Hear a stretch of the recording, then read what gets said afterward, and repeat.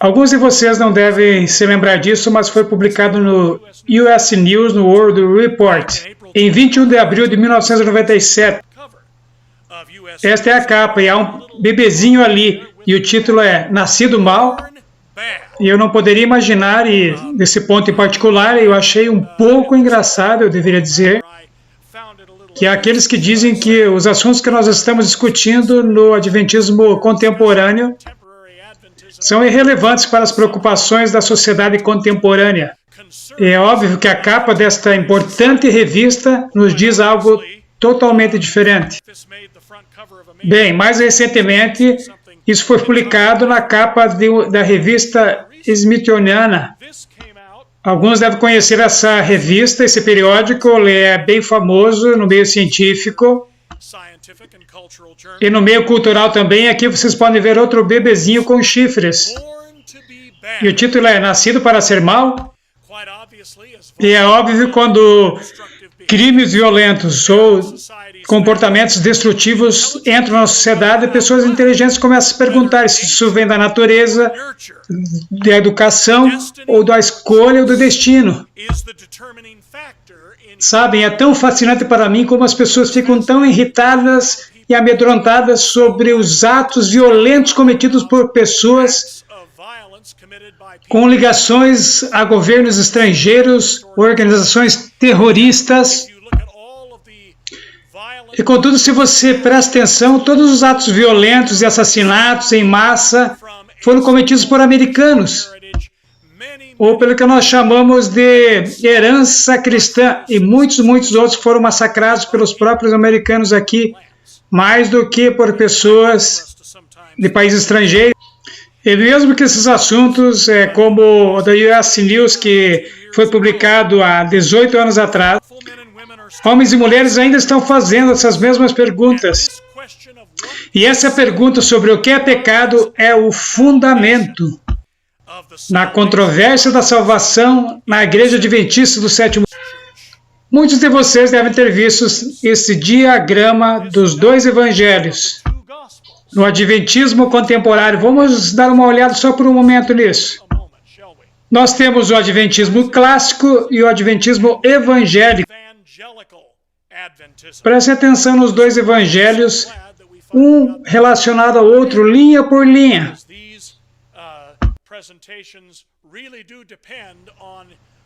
O pecado, de acordo com o Adventismo clássico, vem da escolha.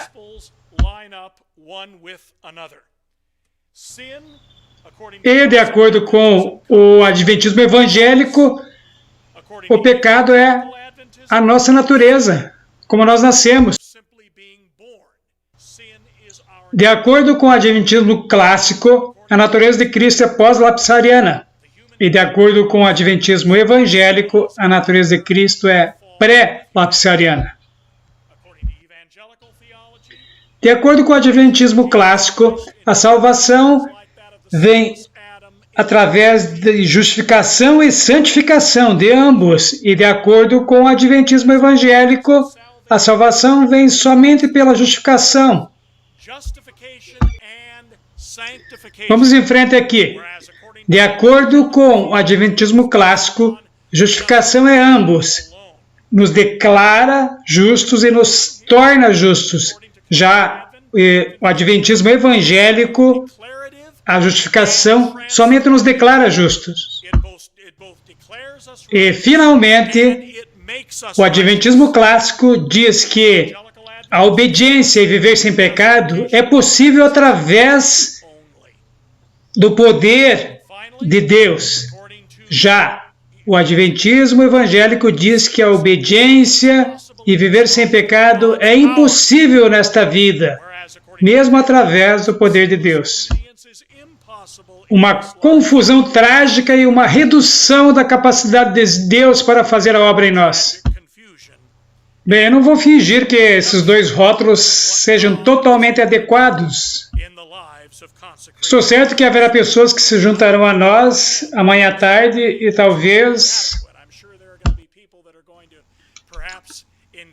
eles dirão, isso não representa toda a compreensão do Evangelho,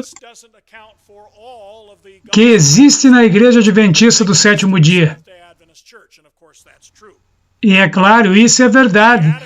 A adequação desses rótulos, Adventismo clássico, Adventismo evangélico, é como a senadora Eugene MacArthur disse quando ela estava escrevendo seu livro alguns anos atrás sobre os desafios conservadores. Esses rótulos não são adequados, mas não temos tempo suficiente para mudá-los. E eu acho que isso é verdade sobre as discussões que nós temos tido no Adventismo também. Mas agora eu quero que nós olhemos para duas afirmações feitas por dois indivíduos nos dois lados opostos desta controvérsia. Um deles é Dennis Priebe, autor do livro Face a Face com o Verdadeiro Evangelho. E aqui ele diz, o que é pecado? Por que nós estamos tão preocupados com um assunto que parece tão negativo? E eu gosto da maneira pela qual eu e Priebe damos o mesmo exemplo de Calvin Cooley, que costumava ser muito quieto, e um dia ele estava voltando da igreja, e quando ele chega em casa, sua esposa pergunta sobre o que foi esse sermão, e ele responde, sobre o pecado. E ela pergunta, o que ele falou sobre o pecado? Ele falou que é contra o pecado.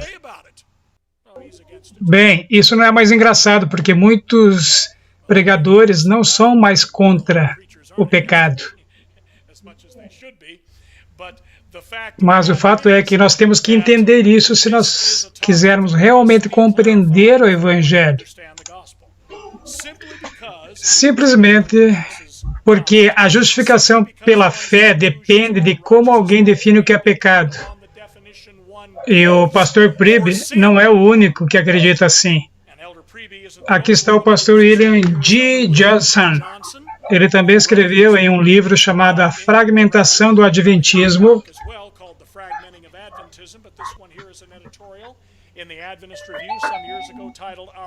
Mas esse aqui é um editorial publicado alguns anos atrás na Adventist Review chamado Nosso Incomparável Salvador. E aqui está o que ele falou. A questão através da questão é o conceito de pecado. Aqueles que querem entender melhor a natureza de Cristo iriam avançar se eles abandonassem o debate sobre se Jesus veio em natureza pré ou pós-lapsariana e gastassem o tempo procurando o que a Bíblia diz sobre o pecado. Ele está certo, assim como o pastor Priebe. Esses dois homens têm visões opostas sobre a natureza do pecado, mas em termos da importância do assunto, eles concordam. Eu acredito o quanto esse assunto é tão fundamental. Há algo mais que os dois lados dessa discussão também concordam. Ambos concordam que a lei de Deus exige obediência completa como uma condição de salvação. É aí que esse acordo termina. Pois a questão sobre quando essa condição é alcançada é onde os dois lados se separam. E a razão por que se separam é a definição de pecado.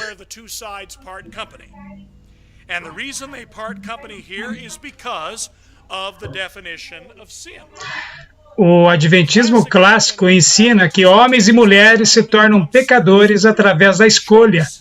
Através desse mesmo poder de escolha, nós podemos reclamar o poder do céu para subjugar a nossa natureza pecadora e parar de pecar 100%. O Adventismo evangélico, por contraste, ensina que os seres humanos são pecadores condenados a partir do momento que eles entram neste mundo.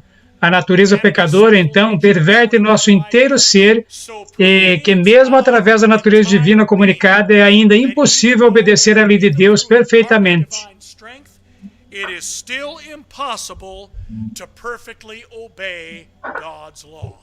E é essa a razão porque eles acreditam que a lei, que exige perfeita obediência, é estabelecida e satisfeita somente por uma declaração legal de justificação, ou como outros dizem, através de uma relação de consentir ou deixar Deus fazer a obra.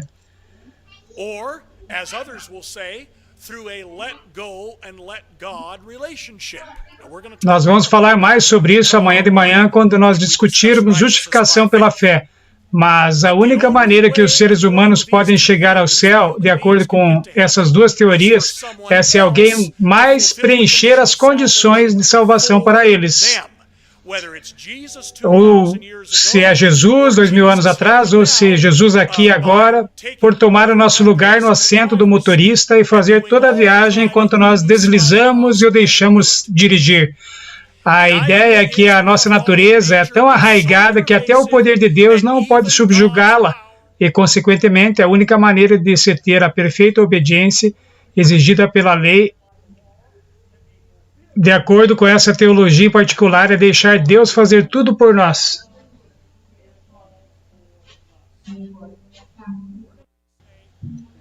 O que nós acreditamos sobre doutrina não tem nenhuma relação com a nossa salvação também.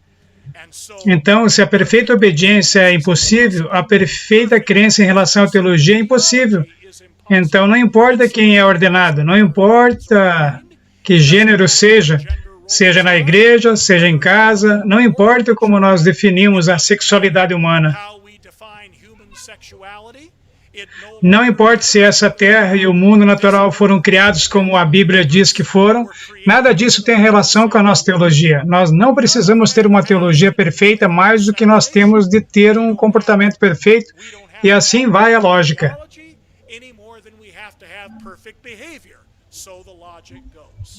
Vocês podem ver muito claramente, amigos, como essa compreensão em particular do Evangelho desentranha a integridade do testemunho da Igreja Adventista do Sétimo Dia. Praticamente destrói a nossa razão de existência. Acaba com a integridade que a nossa mensagem exige dos seus destinatários.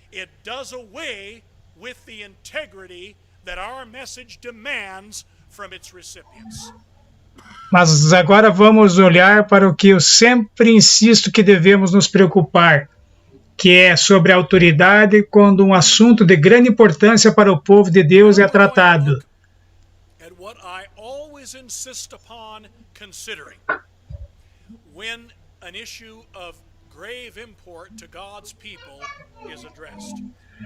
Não é bom para nós termos uma discussão sobre um assunto controverso, a não ser que estejamos preparados para estabelecer desde o início quem e o que é a nossa autoridade. Então, vamos ter isso bem claro, que toda a Escritura, ambos, Velho e Novo Testamentos, são inspirados e têm autoridade. As Escrituras não contêm meramente opiniões humanas, mas o movimento do Espírito Santo que levam homens e mulheres a falar. E o que o Espírito inspira deve ser entendido com comparação nela mesma.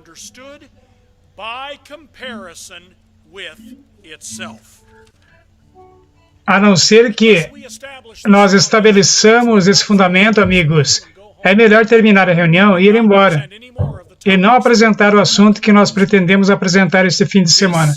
Este é o fundamento para toda a resolução doutrinária, toda a conclusão moral que nós estimamos e defendemos diante do mundo como adventistas do sétimo dia. Ellen White é bem claro sobre o que, apesar do que os outros estão nos falando, seus escritos pretendem guardar a igreja de abraçar erros escriturísticos. Vamos ver um número de declarações onde ela esclarece esse papel de até onde o seu dom de profecia diz respeito. Primeiros Escritos, página 78. Ela diz: recomendo-vos, caro leitor, a palavra de Deus como a regra de vossa fé e prática. Por essa palavra seremos julgados. Nela Deus promete dar visões nos últimos dias, não para uma nova regra de fé, mas para conforto do seu povo e para corrigir os que se desviam da verdade bíblica. Algumas pessoas estão felizes dizendo, sim, os escritos de Ellen White existem para nos dar conforto, mas eles não gostam da parte da correção. Mas, de acordo com a serva de Deus, ambos, o conforto e a correção, fazem parte do portfólio de seu dom profético que tem sido dado para o povo de Deus no tempo do fim.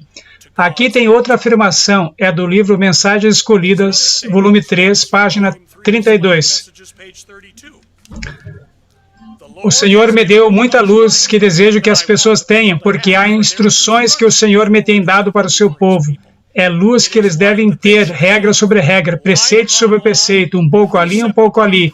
Isso deve agora ser apresentado ao povo, porque foi dado para corrigir erros capciosos e para especificar o que é verdade. Então, quando vocês ouvem que Ellen White não quis estabelecer controvérsias doutrinárias, eles estão errados, porque ela disse que, de fato, foi um dos aspectos do seu papel profético. Did not intend for her writings to settle doctrinal controversy, they are mistaken, because she says very clearly that was indeed one aspect of her prophetic role. Então, quando nós temos diferenças doutrinárias entre nós, nós precisamos deixar a profetisa de Deus guiar e direcionar a nossa conversa. O fato é, meus amigos, não importa que opinião as pessoas podem possuir se relacionando às grandes questões que estão nos confrontando. É o dom profético de Deus que transcende todas as nossas opiniões, todas as nossas deliberações, todas as nossas especulações, todos os graus diante de nossos nomes, como aquele que foi listado aqui quando eu fui apresentado. Amigos, nada disso faz alguma diferença. No final das contas, a única coisa que importa é o que o conselho escrito de Deus tem a nos falar. É isso que Ellen White estava dizendo sobre Deus guiar e dirigir. Isso deve agora ser apresentado ao povo, porque foi dado para corrigir erros capciosos e para especificar o que é a verdade. E como a Bíblia, os escritos de Ellen White são autoexplicáveis. Veja o que ela diz em Mensagens Escolhidas, volume 1, página 42. Os próprios testemunhos serão a chave que explicará as mensagens dadas como texto escriturístico é explicado por texto escriturístico. Então, quando nós achamos afirmações que aparecem na superfície se contradizer, nós não somente devemos olhar para o contexto da declaração, mas para todos os outros textos que se relacionam ao mesmo tópico. As Escrituras são o seu próprio intérprete. Escritos inspirados, quer sejam na Bíblia, quer sejam nos escritos de Ellen White, são autoexplicáveis. Estudiosos ou teólogos não são necessários para explicar a Bíblia a nós. Tudo que nós precisamos é olhar para o que Deus diz, o que o conselho escrito de Deus está falando a nós, e vamos ficar bem esclarecidos sobre esse próximo ponto.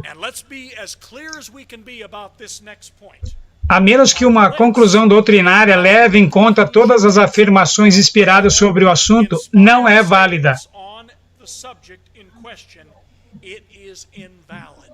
Isso é muito importante para nós conservarmos na mente quando nós estamos dando um estudo bíblico para um guardador do domingo, e quando eles falam sobre pessoas partindo pão no primeiro dia da semana, ou o apóstolo João ser inspirado pelo Espírito no dia do Senhor,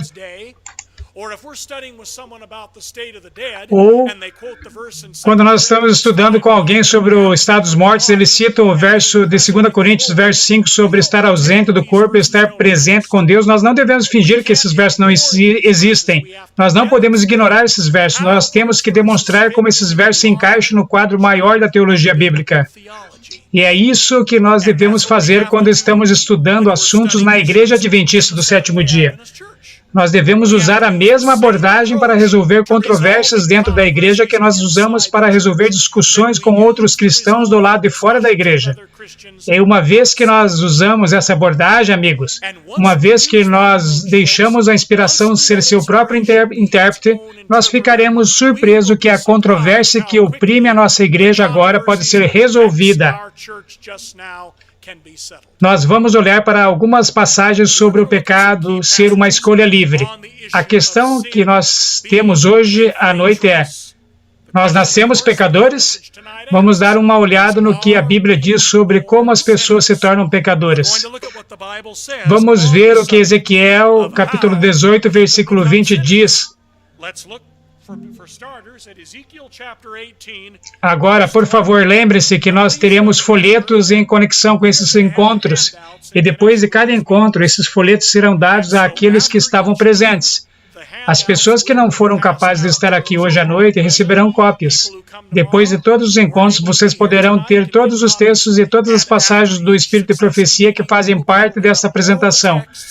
Porque eu quero que vocês vão para casa depois desses encontros, e aqueles que estão ouvindo por qualquer meio, quer estejam ouvindo ou qualquer outro tempo, ou hoje, ou qualquer outro tempo, eu quero que você seja um bereano, vocês sejam bereanos, na maneira que vocês investigam esses assuntos. Eu não quero que vocês falem, Pastor Kevin disse isso, então deve ser verdade. Eu conheço algumas pessoas que a teologia não é melhor do que o último pregador que elas ouviram. Amigos, isso é perigoso. Nós não queremos discípulos de imortais não inspirados na Igreja Adventista do Sétimo Dia. As pessoas vêm a mim e dizem, Pastor Kevin, qual é a sua opinião sobre isso ou aquilo? E a minha resposta é, como alguns de vocês já ouviram, a minha opinião, em 80 centavos comprará uma barrinha de cereal. Isso é o quanto vale. A minha opinião não importa. O que a palavra de Deus nos fala é o que importa.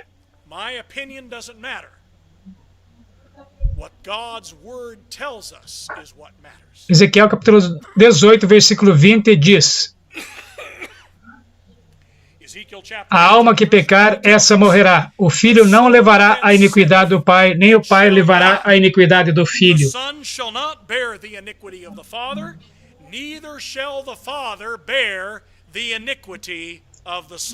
Se você acredita que todos somos pecadores por causa de Adão e o que ele fez no Jardim do Éden, então cada ser humano carrega a iniquidade do seu pai. A Bíblia diz que nós não levamos a iniquidade de nossos pais. Os filhos não levam as iniquidades de seus pais e os pais não levam as iniquidades dos seus filhos. Vamos para Tiago capítulo 1, versículos 14 e 15. Mas cada um é tentado quando atraído e engodado pela sua própria concupiscência. Depois, havendo a concupiscência concebido, dá à luz o pecado. Em outras palavras, não há pecado em ser tentado pelos desejos carnais.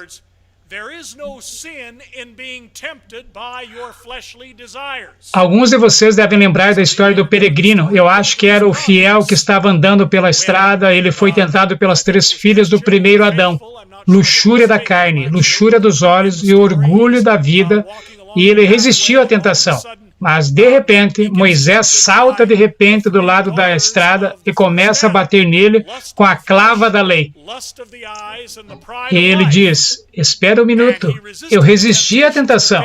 Por que você está me batendo? E Moisés diz, sim, você resistiu, mas a sua carne contraiu-se, contorceu-se.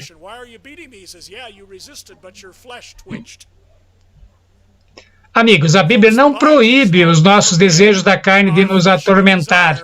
Não é pecado ser tentado. Alguém pode usar o ditado, vocês não podem impedir que os corvos voem sobre a sua cabeça, mas você pode impedi-los de construir um ninho em seu cabelo.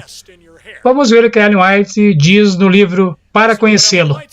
Há pensamentos e sentimentos sugeridos e despertados por Satanás, os quais afligem mesmo os melhores homens, caso não sejam acariciados, porém, uma vez que sejam repelidos como detestáveis, a mente não é contaminada de culpa, e outros não são maculados por sua influência.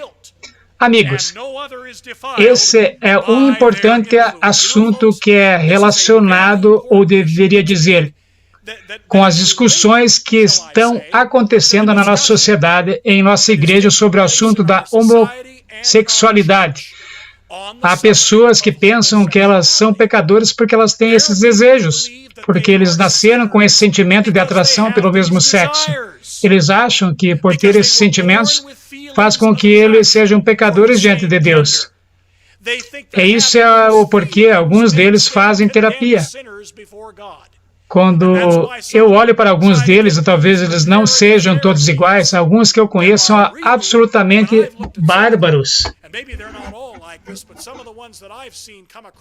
Não é por acaso que eles são fora da lei aqui no estado da Califórnia. E no estado de New Jersey, em outros estados, essa é a razão pela qual as pessoas estão entendendo isso. por uma noção errada de que isso os torna pecadores condenados diante de Deus. Mas, amigos, a Bíblia diz que isso não nos torna pecadores. Sentimentos não nos tornam pecadores. Quando nós cedemos aos nossos sentimentos, a esses sentimentos que nós nos tornamos pecadores. É isso que Ellen White está falando aqui. Vamos revisar a afirmação novamente. Há pensamentos e sentimentos sugeridos e despertados por Satanás, os quais afligem mesmo os melhores homens, caso não sejam acariciados, porém, uma vez que sejam repelidos como detestáveis, a mente não é contaminada de culpa e outros não são maculados por sua influência. Tiago, capítulo 4, versículo 17 diz: portanto, aquele que sabe que deve fazer o bem e não o faz, nisso está pecando. É uma questão de conhecimento e livre-arbítrio, meus queridos. Não é a questão de ter nascido pecadores. E como o bem é definido na palavra de Deus? Bem, vamos ver o que o rei sábio fala em Eclesiastes, capítulo 12, versículo 13. E tudo o que se tem ouvido, a suma é: teme a Deus e guarde seus mandamentos, porque isto é o dever de todo homem. E como a Bíblia define desobediência a todos esses mandamentos? 1 João capítulo 3, versículo 4. Talvez a maioria de nós aqui nem precisemos abrir a Bíblia para ler este texto. Todo aquele que pratica o pecado também transgride a lei, porque o pecado é a transgressão da lei.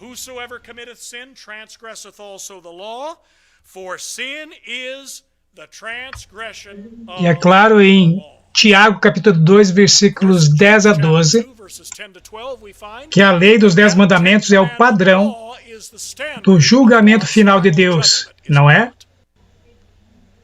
Pois qualquer que guarda toda a lei, mas tropeça em um só ponto, se torna culpado de todos. Porquanto aquele que disse, não adulterarás, também ordenou, não matarás. Ora, se não adulteras, porém matas, vens a ser transgressor da lei. Falai de tal maneira e de tal maneira procedei, como aqueles que hão de ser julgados pela lei da liberdade. Ellen White é bem clara, uma vez após a outra, que a definição que nós encontramos aqui em 1 João capítulo 3, versículo 4, é a única definição de pecado encontrada em toda a palavra de Deus. Vamos dar uma olhada nessas declarações. Volume 7 dos Comentários Bíblicos, página 951. Pecado é a transgressão da lei. Esta é a única definição de pecado. Aqui está outra declaração. Mensagens Escolhidas, volume 1, página 320. A única definição que nós encontramos da Bíblia para o pecado é que ele é a transgressão da lei. Signs of Times, de 24 de novembro de 1887, diz: se nós não temos uma fé que trabalha pelo amor e purifica a alma de toda a mancha do pecado, então nós temos uma fé espúria. Pensem sobre isso, amigos.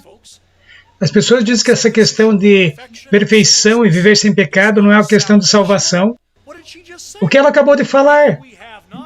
Se nós não tivermos a fé que trabalha pelo amor e purifica a alma de toda a mancha do pecado, então nós temos uma fé espúria. Cristo não é o ministro do pecado. E o que é pecado? A única definição que nós encontramos na palavra de Deus é: o pecado é a transgressão da lei. Algumas pessoas dizem que Deus só olha para a direção geral da vida.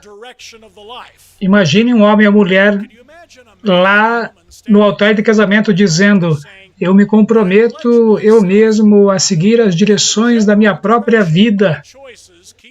Eu não sei quantos noivos ou noivas estariam felizes em ouvir um voto como esse por seu parceiro, de seu parceiro.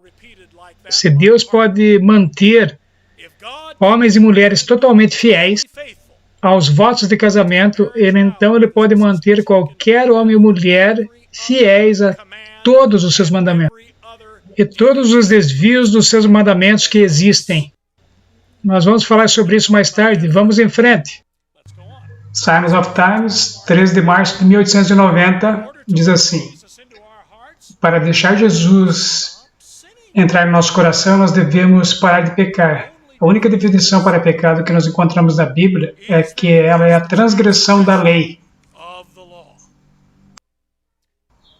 Agora, eu sei que provavelmente algumas pessoas vão falar, pastor, e sobre esse texto aí, Romanos capítulo 14, versículo 23? E tudo que não é de fé é pecado. Essa não é outra definição? Não é, porque o apóstolo Paulo escreve em outro lugar, em Hebreus capítulo 11, versículo 6, sem fé é impossível agradar a Deus. Somente através da fé é possível para seres humanos caídos produzirem em suas vidas a obediência necessária à lei de Deus. Nós falaremos mais sobre fé amanhã de manhã e como a obediência através da fé ocorre. Tudo o que nós precisamos fazer para entender a definição prática de justificação pela fé é ir até Hebreus capítulo 11. Nós faremos isso na nossa discussão amanhã, mas na realidade, 1 João capítulo 3, versículo 4 e Romanos capítulo 14, versículo 23 estão falando a mesma coisa. Pecado é a transgressão da lei, e sem fé nós não temos poder para nos guardar de transgredir a lei. Cada escolha livre está no centro da luta entre o pecado e a salvação. Essa é a razão pela qual a liberdade religiosa é uma doutrina importante que é ensinada pelos adventistas do sétimo dia, meus amigos. Como eu falei no início, eu estou escrevendo uma série de artigos na revista Liberdade. A liberdade religiosa é importante para os adventistas do sétimo dia, não somente porque nós queremos proteger os nossos próprios direitos, para praticar a nossa fé, mas a questão é, meus amigos, que a liberdade religiosa está no coração da grande controvérsia entre o bem e o mal. Sem liberdade não haveria controvérsia, não haveria nenhum amor sem liberdade. Essa é a razão pela qual os direitos religiosos estão errados. Essa é a razão pela qual aqueles que querem usar os direitos civis para coagir a consciência estão errados. A única maneira de lidar com os pecados do coração e da mente, pecados que envolvem relações íntimas, é para as pessoas experimentarem conversão e não coerção. Coerção forma hipócritas. A conversão forma a santidade. Mas a escolha é o fundamento dessa discussão, meus amigos. É como um dos meus professores me disse uma vez na academia: ou você se alista no exército de Deus, ou você será arrastado para o exército de Satanás. Agora vamos ver algumas afirmações de Ellen White que falam sobre o pecado não pode existir nas nossas vidas sem o livre-arbítrio. Testemunhos para a Igreja, volume 5, página 177. Nenhum homem pode ser forçado a transgredir. Seu próprio consentimento deve ser ganho. O propósito da sua alma deve estar pronto para o ato pecaminoso antes que a paixão possa dominar sobre a razão ou a iniquidade triunfar sobre a consciência. Aqui está outra. Signs of Times, de 18 de novembro de 1893. Não está no poder de Satanás forçar ninguém a pecar. Agora, amigos, se vocês se tornam pecadores somente por terem nascido, então vocês não têm nenhuma escolha. É isso que as pessoas estão ensinando, é isso que a doutrina do pecado original está ensinando. Que a única coisa que você tem que fazer para se tornar um pecador é nascer. Não está no poder de Satanás forçar ninguém a pecar. O pecado é um ato individual. Antes do pecado existir no coração, o consentimento da vontade deve ser dado. Então, é impossível para um bebê nascer com um coração pecaminoso. Antes do pecado existir no coração, o consentimento da vontade deve ser dado. E tão logo ele é dado, o pecado é triunfante e o inferno se regozija. Este é do livro Do Coração, página 151, The Signs of Times, de 9 de março de 1882. Foi o devocional de Ellen White de 2010. A luz da vida é dada livremente a todos aqueles que forem guiados pelos raios do sol da justiça. Cristo é o grande remédio para o pecado.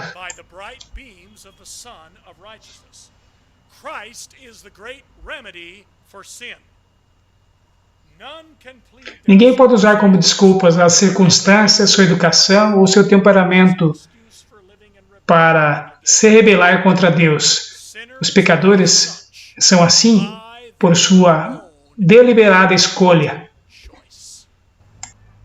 Vocês entenderam isso? Ninguém pode desculpar devido às suas circunstâncias. Nascer é uma circunstância. Se você nasceu pecador, você não é um pecador por sua escolha deliberada. Você é um pecador porque você nasceu dessa maneira. Há uma razão, meus amigos, pela qual os adventistas do sétimo dia não praticam o batismo de bebês. É porque nós não acreditamos que os bebês sejam pecadores.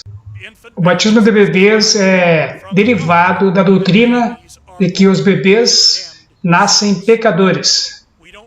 E a questão agora é, os seres humanos nascem separados de Deus, nós temos que tomar muito cuidado com isso, meus amigos. Todos os seres humanos nascem separados da árvore da vida e do relacionamento íntimo que os nossos primeiros pais tinham com Deus. Mas isso não significa o mesmo de termos nascido pecadores involuntários. Como, de acordo com a inspiração, os seres humanos se separaram de Deus? Vamos ver o que a Bíblia diz em Isaías capítulo 59, versículo 2. Mas as vossas iniquidades fazem separação entre vós e o vosso Deus, e os vossos pecados encobrem o seu rosto de vós para que não vos ouça. Eu não sei como que as pessoas falam que primeiro nós nos separamos de Deus e depois nós pecamos. Não é o que a Bíblia diz aqui, amigos. É a iniquidade que nos separa de Deus. Você peca e isso é o que o separa de Deus. Vamos ver mais algumas declarações de Ellen White. Review in the Herald, 12 de julho de 1887. Logo que nós nos separamos de Deus por pecar, o que é a transgressão da lei, Satanás toma controle da nossa mente. Mensagens Escolhidas, volume 1, página 235. Ao escolher pecar, os homens se separam de Deus. Eles se separam do canal das bênçãos. E o resultado certo é a ruína e a morte.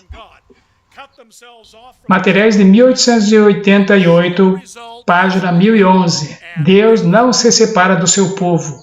É o seu povo que se separa de Deus por suas próprias ações.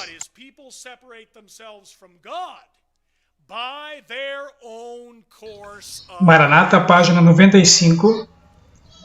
Tão logo o povo de Deus preserva sua fidelidade a Ele, tão logo eles se agarram por uma fé viva a Jesus, eles estão sob a proteção dos anjos celestiais e Satanás não terá permissão para exercitar suas diabólicas artes sobre eles para sua destruição. Mas aqueles que se separam de Cristo pelo pecado estão em grande perigo. Como nós nos separamos de Deus? Ao pecar. É assim que a separação acontece, não é por ter nascido. Ocorre pela nossa escolha, pelo exercitar do nosso livre-arbítrio. Agora nós vamos olhar para algumas passagens da Bíblia que, para alguns amigos, transmitem a ideia de que nós nascemos pecadores. Vamos começar com o livro de Romanos, capítulo 5, do versículo 12 ao versículo 19. Vamos ler essa passagem com cuidado, porque ela é mal entendida a esse respeito. Portanto, como por um homem entrou o pecado no mundo, e pelo pecado a morte, assim também a morte passou a todos os homens, por isso que todos pecaram. Porque até a lei estava o pecado no mundo, mas o pecado não é imputado não havendo lei. No entanto, a morte reinou desde Adão até Moisés, até sobre aqueles que não tinham pecado, à semelhança da transgressão de Adão, o qual é a figura daquele que havia de vir. Mas não é assim o dom gratuito como a ofensa, porque se pela ofensa de um morreram muitos, muito mais a graça de Deus e o dom pela graça, que é de um só homem, Jesus Cristo, abundou sobre muitos. E não foi assim o dom como a ofensa, por um só que pecou, porque o juízo veio de uma só ofensa, na verdade, para a condenação, mas o dom gratuito veio de muitas ofensas para a justificação, porque se pela ofensa de um só a morte reinou por esse, muito mais os que receberam a abundância da graça e o dom da justiça reinarão em vida por um só, Jesus Cristo. Pois assim como por uma só ofensa veio o juízo sobre todos os homens para a condenação, assim também por um só ato de justiça veio a graça sobre todos os homens para a justificação de vida. Porque como pela desobediência de um só homem muitos foram feitos pecadores, assim pela obediência de um muitos serão feitos justos.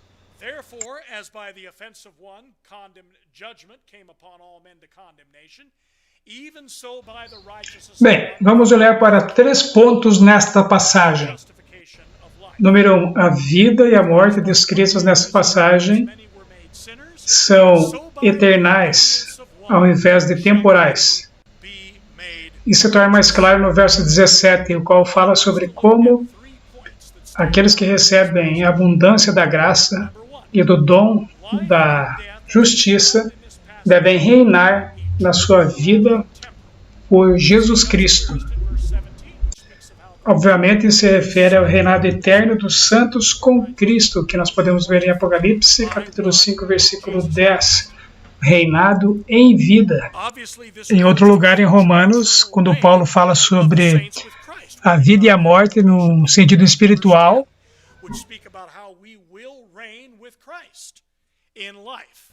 ele se refere à realidade eterna, ao invés de se referir à realidade temporal.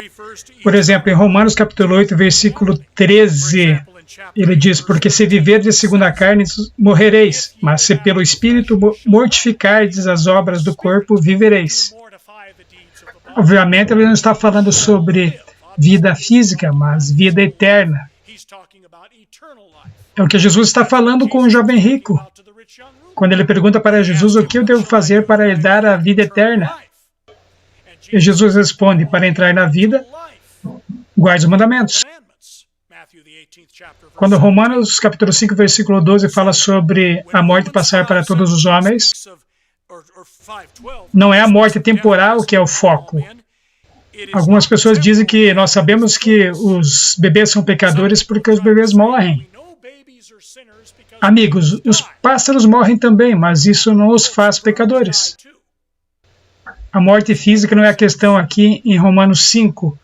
A morte eterna é que é o assunto aqui. Agora vamos olhar para o ponto 2. As frases julgamento e dom livre aparecem. Aparece no verso 18, são supridas, o que isso é o porquê, na versão do King James, elas são colocadas em itálicos. Essas frases não estão lá. Isso é significativo porque esse verso é a pedra angular da ideia de que a condenação de Adão e a justificação de Cristo vem para todos, quer gostem ou não. Nós falaremos mais sobre isso amanhã à tarde. Vamos discutir também a teoria da justificação involuntária. Mas sem essas frases acrescentadas, é fácil harmonizar com o que a Bíblia ensina em outros lugares, sobre o que a condenação e o perdão de Deus, e até onde isso implica na palavra de Deus.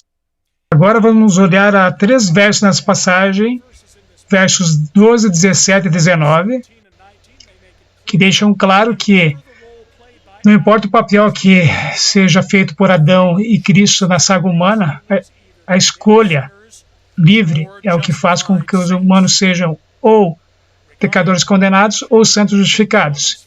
Se relaciona à condenação, Romanos 5,12 declara que a morte passou para todos os homens, porque todos os homens pecaram. Não diz que a morte foi passada para todos os homens porque Adão pecou. Adão conduziu o mundo ao pecado. Mas a razão pela qual a morte eterna passou para a humanidade é que todos nós escolhemos seguir o exemplo de Adão. E é a mesma verdade para a justificação, e nós falaremos sobre isso amanhã à tarde.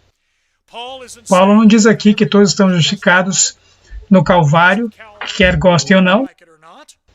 Em vez disso, ele está falando que os que recebem a abundância da graça e do dom da justiça reinarão em vida por um só, Jesus Cristo.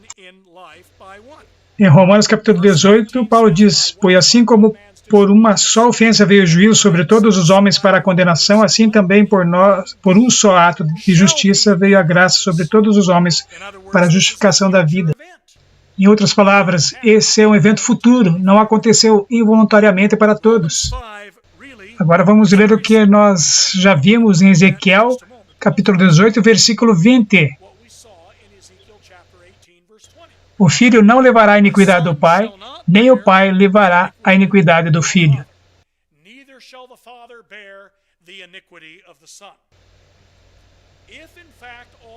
Se de fato as crianças nascidas neste mundo carregam a iniquidade de seus pais, seu pai Adão, Ezequiel estaria errado. A Bíblia, meus irmãos e irmãs, é consistente nisso.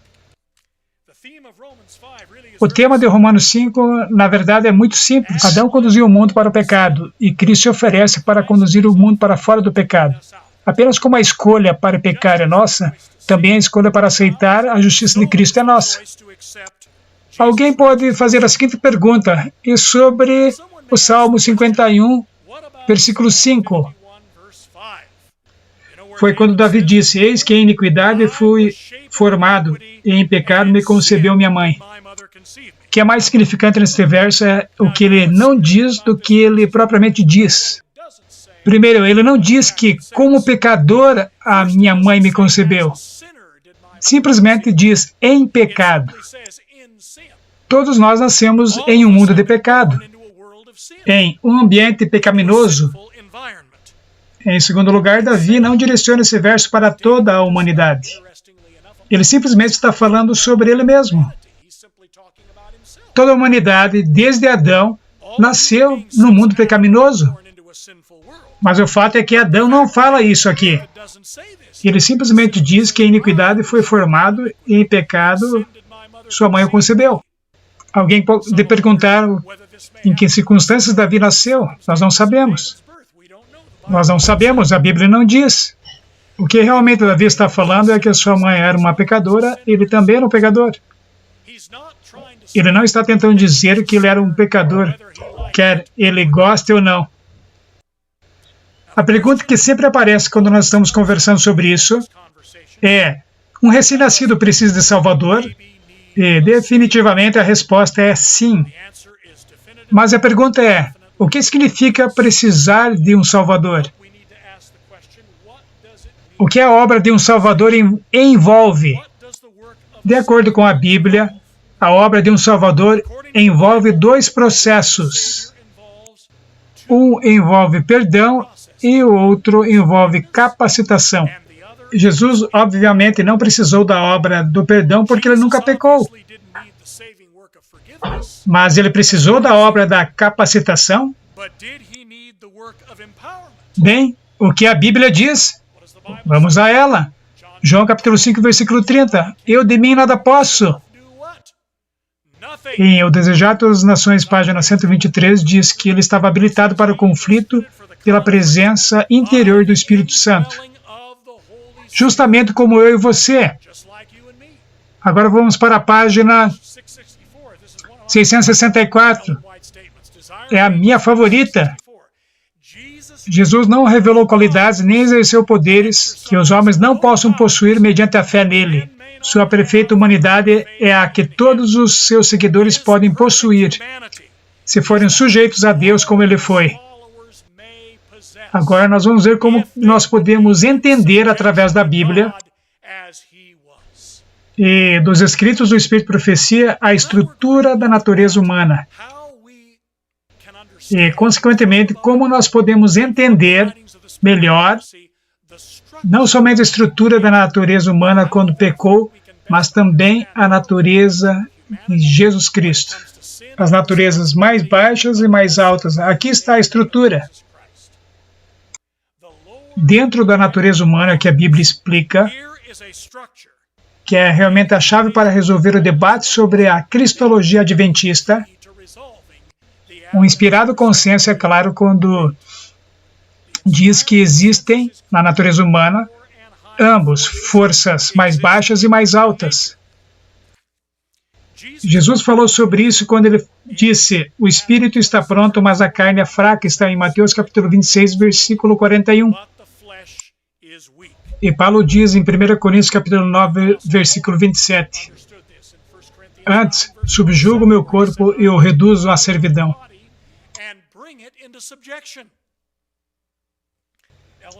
Ellen White nos diz em Testemunhos para a Igreja, volume 5, página 513, ela diz que a vontade não é um gosto de inclinação, mas é um poder de decisão. Vejam o que ela diz aqui, a vontade não é o gosto, não é a inclinação, é um elemento de decisão. Está outra passagem da Pena Inspirada, está em Ciência do Bom Viver, página 130, que diz, o corpo tem que ser posto em sujeição, as mais altas faculdades do ser devem dominar, as paixões devem ser regidas pela vontade, e essa deve ser achada sob a direção de Deus. Mensagens aos jovens, página 237. Se a esclarecida inteligência mantém as rédeas, governando as propensões para o pecado, mantendo em sujeição as faculdades morais, Satanás sabe ser bem fraco, seu poder de derrotar com tentações. Review the Herald, de 18 de agosto de 1887, a intemperança de qualquer tipo entorpece os órgãos perceptivos, então enfraquece o poder dos nervos do cérebro, e as coisas eternas não são apreciadas, mas são colocadas no mesmo nível das coisas comuns. Os poderes mais altos da mente, desenvolvidos para ser elevados, seus elevados propósitos são trazidos à escravidão, a paixões mais baixas. A próxima estação que nós veremos nos diz que como a natureza carnal em si mesma é incapaz de pecar.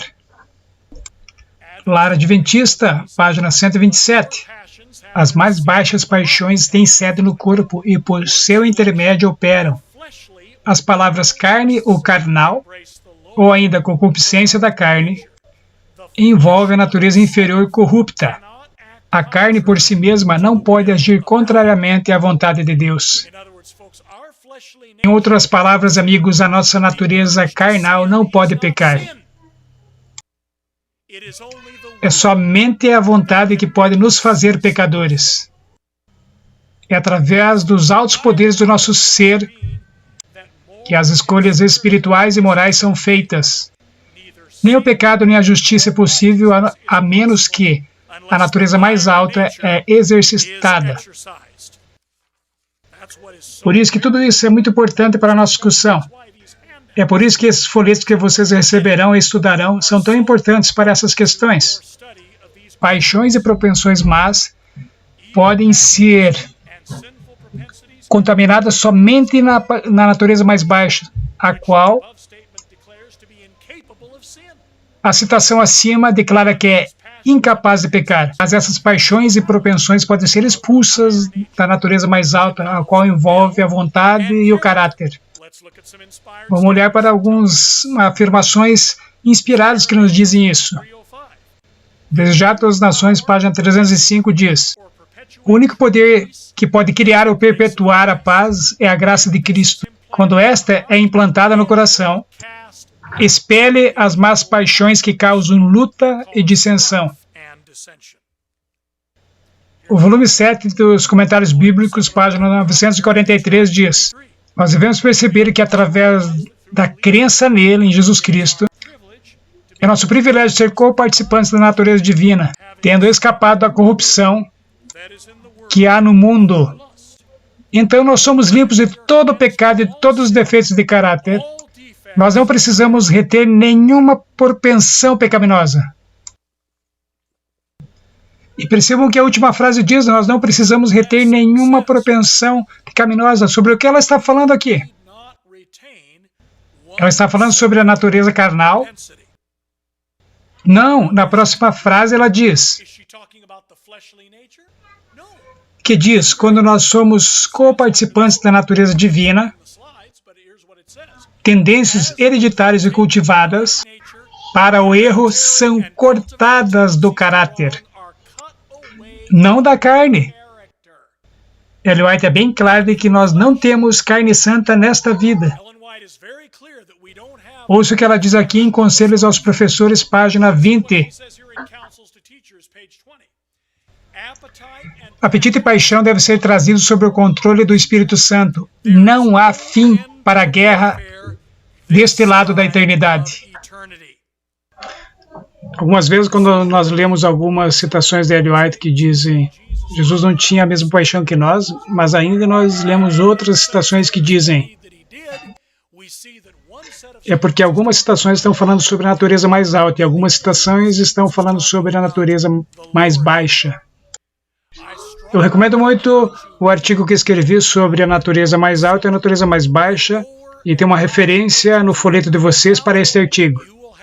Eu recomendo para todos vocês que estão interessados nessa questão. E eu espero que cada um de vocês tire proveito desse artigo.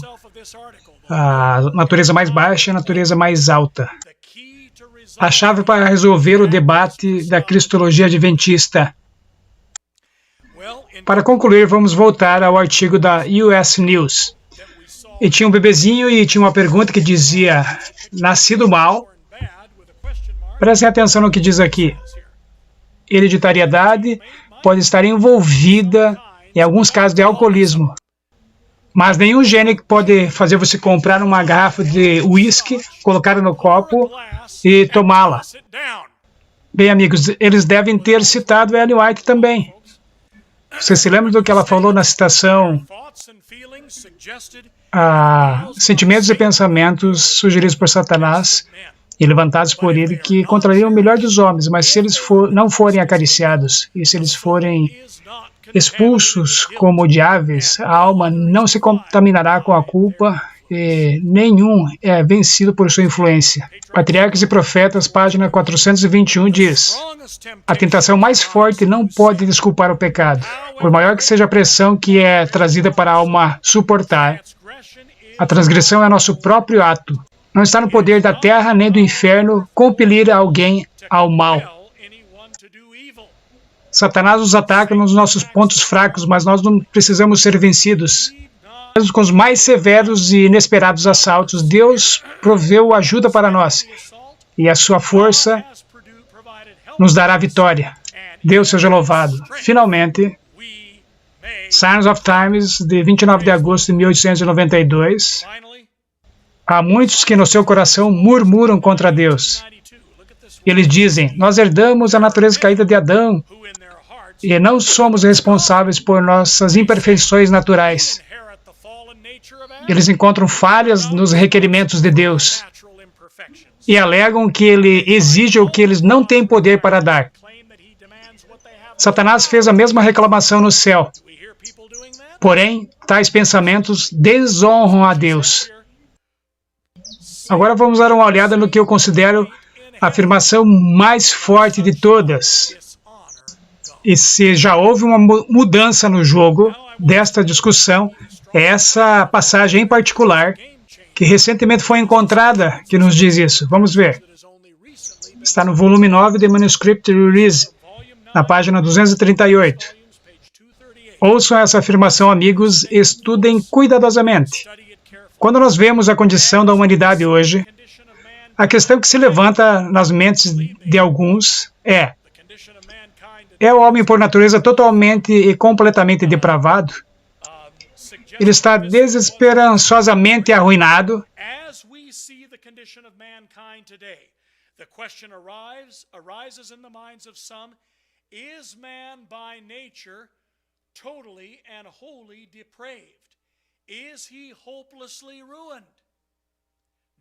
Não, ele não está.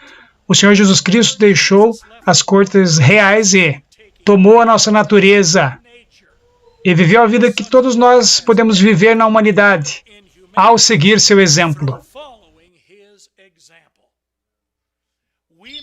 Nós podemos aperfeiçoar uma vida nesse mundo que é um exemplo de justiça e vitória, como Cristo nos deu um exemplo nesta vida, revelando que a humanidade pode conquistar como Ele conquistou o grande padrão. O homem, pela natureza, não está totalmente desesperançado e depravado, porque Jesus veio em nossa natureza humana, a mesma natureza que nós temos, e viveu uma vida perfeita. Ela não diz que nós não estamos desesperadamente depravados porque nós podemos nascer de novo, apesar de que isso é verdade. Ela diz que a prova de que nós estamos totalmente depravados pela natureza é que Cristo veio na mesma natureza que nós temos e viveu uma vida perfeita através do mesmo poder que está disponível para mim e para você. Isso é o que as Escrituras estão nos dizendo.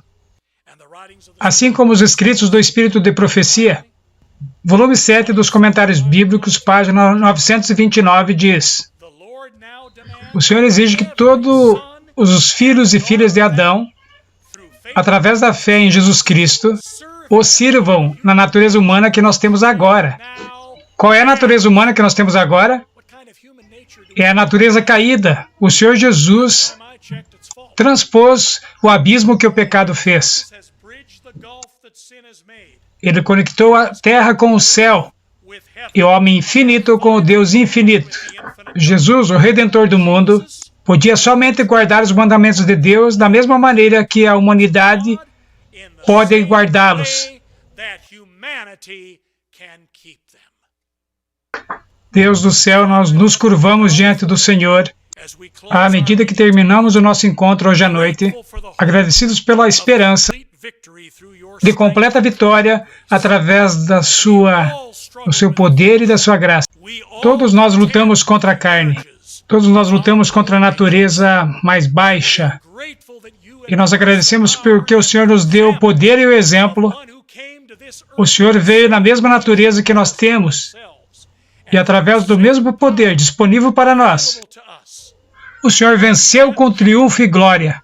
Nós pedimos por essa glória e por esse triunfo em nossa vida hoje, nessa terra escura, neste mundo atacado pelo terror, convulsionado com o medo, que possamos dar o exemplo e a demonstração de uma santidade consistente, para que a humanidade possa ter esperança nessa estação, onde a alegria é comunicada pela história do Natal.